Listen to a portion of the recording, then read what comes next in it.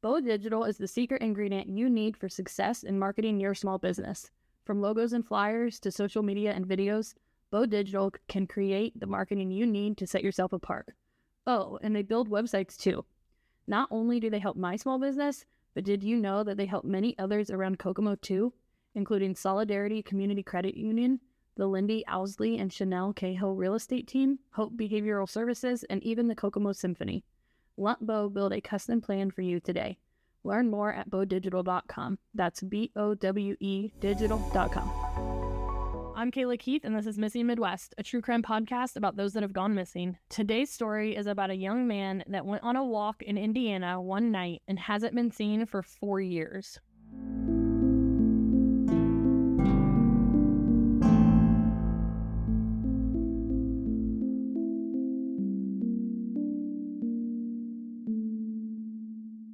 I like going on walks. Not anymore, you don't. Man. Do you have any announcements? Subscribe. Buy merch. Thank you to our sponsors. That's all. That's it. I mean, I usually have a bunch of announcements. I don't really have anything off the cuff today. We put new merch on the website. We told you guys that last week, so you should buy some. Make sure you follow us on social media. Facebook, that helps us. If you want to help us without spending any money, keep listening to us. Follow us on social media. If you want to spend money on us and help us buy groceries for our children, then you can subscribe and buy merch. Thank you. Helps us pay Cody too. We like Cody. We like Cody. My kids like food and shelter. We survived Valentine's Day. If they're hearing us talk. If you're hearing it, I'm recording this before Valentine's Day, so if you don't ever hear this, then we did not survive. But if you're hearing me, then we did. Probably barely survived, but we did. Anything else? I don't think so. So this is short. I'm sorry, but I thought that it needed to be heard, and so we've done some cases like that where I've been. I don't think that you should, just because there's not a bunch of information, not get to be on the podcast. Like, it's a good thing to be on the podcast and to get any sort of, extra exposure to a case. And I feel like this is one that could be solved, but it just needs a little push. And I wanted to tell you about podcast it. Bring awareness. Hopefully, so it's could trigger a push. I'm sorry it's short, but it's still a story, and I'm going to tell you about it. We're going to Columbus, Indiana. Hey, Zaharicos. So literally, yes. I also just realized that last week's Missing Midwest episode was in Muncie, and I said that the population was 51,000, but I meant 51,000 for Columbus, and so I don't actually know if the population in Muncie was 51,000. You might want to look that up while I talk. I said $51,001 general for Muncie, but as I'm looking at my notes, it's definitely $51,001 general for Columbus. Interesting. What's funny is, like, when you said $1 general, I'm like, I can think of more than $1 general. Are you serious? And I have say something. I wasn't gonna make you look dumb in your podcast, but since you started doing it, I just made myself look dumb because it's definitely not. I was thinking of the wrong city. Oh, sure. The population in Muncie is 65,000, so it's not that far off. And also, it's weird because, like, there's a huge university there. Yeah. So it's like. So it's fine. So yeah. That's okay. But they have more than $1 general. Anyways, moving on. We're in Columbus now. Yeah, and Columbus is freaking awesome. They are known for their architecture and their art, which you and I have been there. We stayed in Brown County once, and we're like, hey, let's drive over to Columbus and see what they have there. And we ate dinner, and we found this amazing ice cream shop called Zaharicos, which is apparently really famous. It's like an old-fashioned ice cream parlor, and it is still like the old, oh yeah, like the marble ice cream, like the countertop and like the Cokes and the root beer float, like super cool, super yummy. But yeah, they're known for like really cool architecture and art, and you can tell that when you go to the city because there's just like really cool buildings everywhere. I also have family from there. Yep. My dad's side of the family is from Columbus, Indiana. Half from Columbus, half from Oklahoma. We just surprised the boys with a trip to Raywolf Lodge, and the cat got out of the bag that we were going somewhere, and so I had to make something up. I was like, yeah, we're going to Columbus to see your mom's family. And they were like, oh, do they have kids? And we were like, no. So what happened, Truman's friend had a birthday party and invited Truman, and I told his mom, we won't be able to make it because we're going to be out of town. Well, I failed to tell her that we didn't tell the boys we were going to be out of town. We were surprising them with Great Wolf Lodge. Well, then the little boy goes to school. He's like, Truman, you can't come to my birthday party because you're going to be out of town. And so then Truman's like, Mom, Dad, where are we going? And Johnny just pulls out of, I don't know where. Hit the random button in my brain. We're going to Columbus, Indiana for a family reunion. He bought it. But then when he realized we weren't going, he was like sad for the family that he didn't even exist and there was no reunion. And so it kind of backfired, but it's fine. They were happy when they got there. So yes, that's the extent of our Columbus, Indiana knowledge. So like I said, not a lot of info on this case, but smells fishy to me. I don't like it. Okay. So I'm covering it. So Joseph William Ross was born on, are you ready? Sir. March 25th, 1993. Exact same day. That is my exact birthday. Whoa. He was exactly 25. You had to do this case. I had to. Short or not. Yeah. He was exactly 25 when he went missing. And today he would be getting ready to turn 32 because I also am getting ready to turn 32 on March 25th. So Joseph was last seen in the Amber Lee Addition in Columbus, Indiana. It was May 13th, 2018. 51 South Amherst Place, to be exact. That is the exact house. Like I said, no information on this case, but this is what I gathered, okay? I gathered this from articles and from family posting on Facebooks, okay? And the news articles that I found. Okay.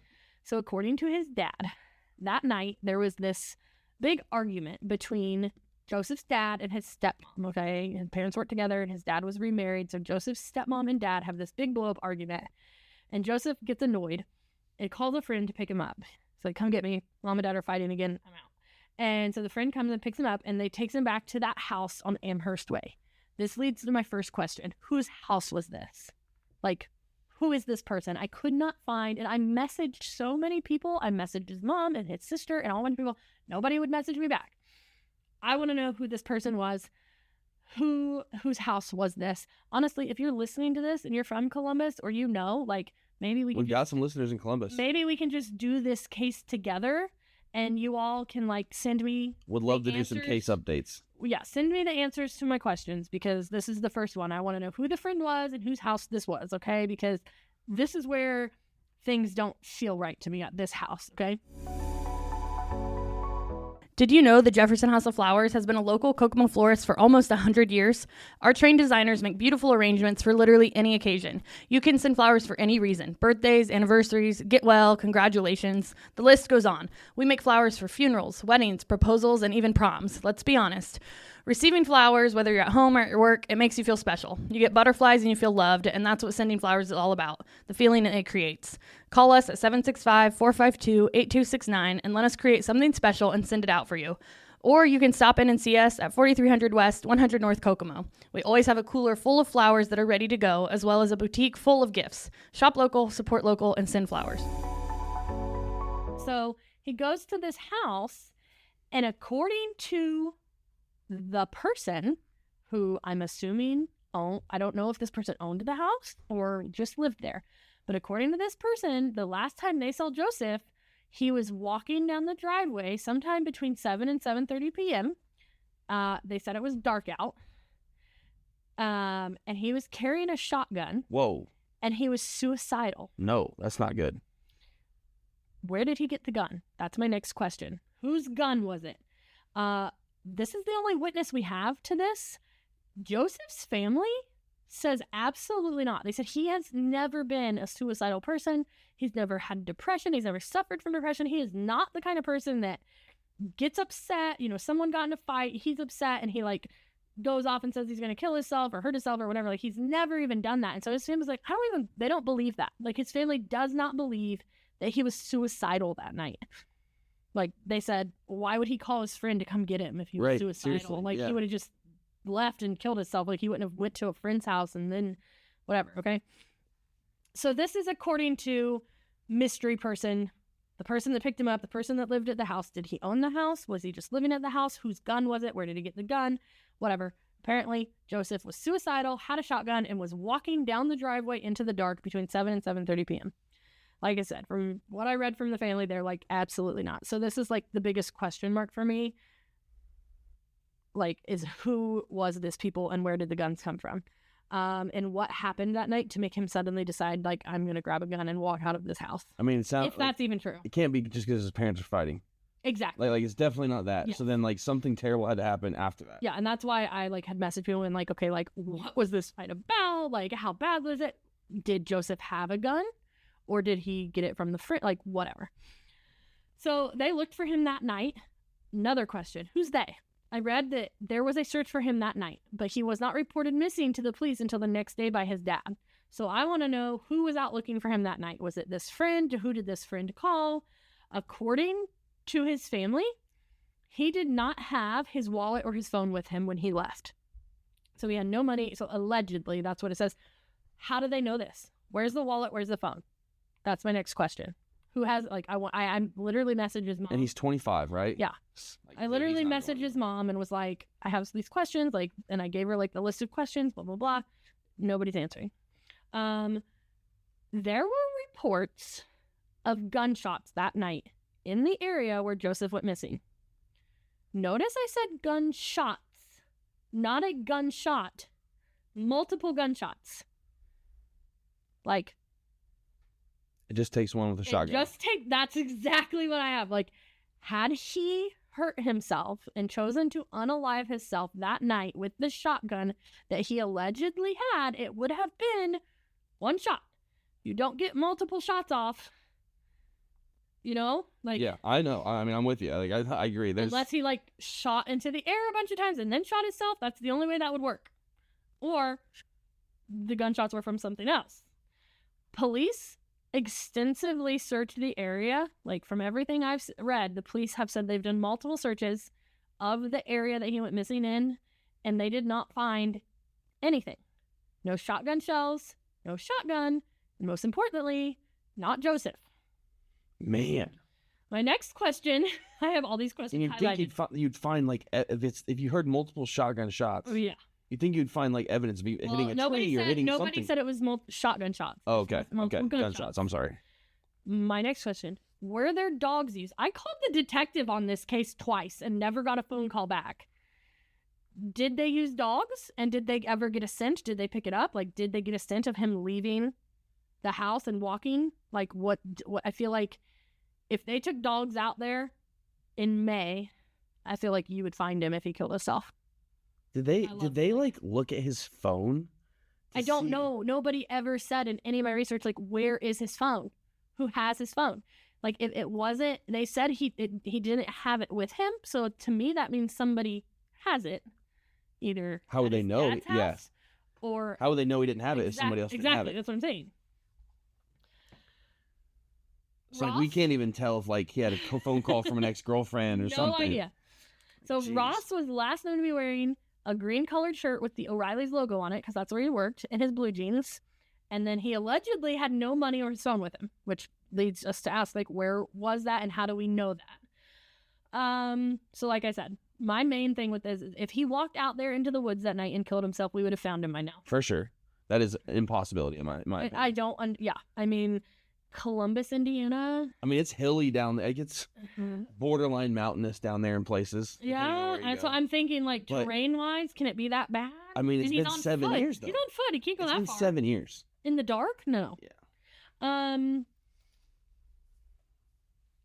My next question was, they said in all these interviews that I've read, the police, they've searched all over is what they said. And I just would like to know, how far out did they search? Because I'm assuming they were like, okay, this is how far one could walk in the dark, and we searched that far out from this house, right?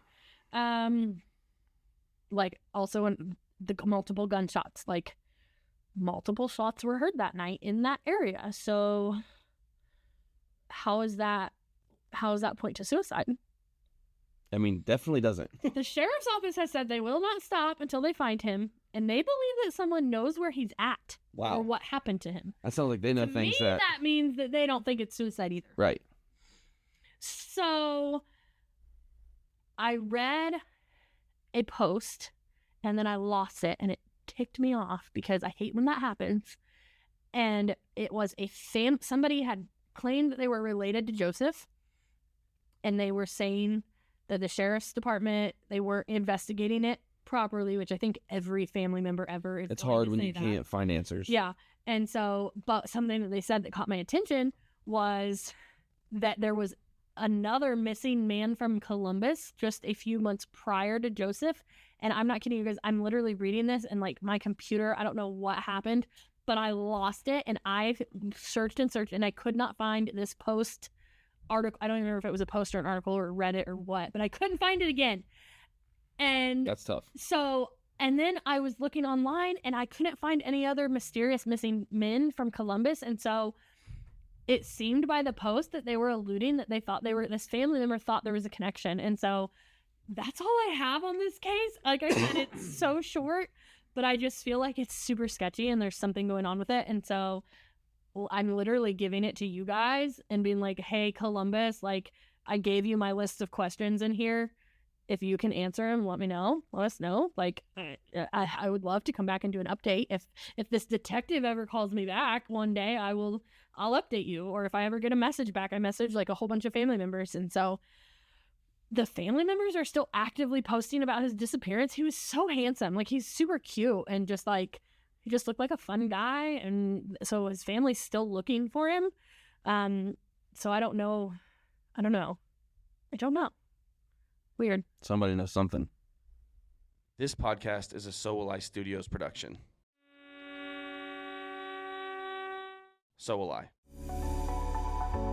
Johnny, question for you. Yeah. If I was somewhere in Kokomo and it wasn't our house and it wasn't the flower shop, where would I be? Easy. Humble home.